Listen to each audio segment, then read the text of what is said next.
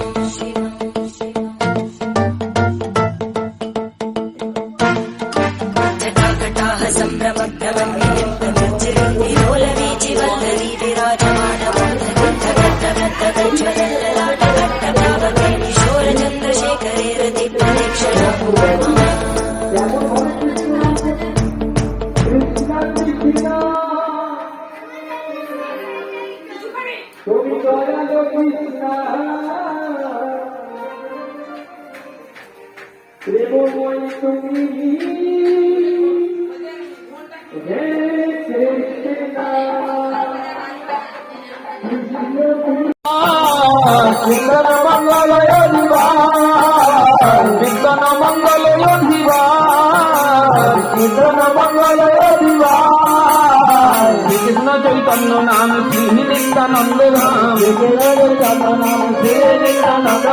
শ্রীকৃষ্ণ চৈতন্য নাম শ্রী নিত্যানন্দ ধাম,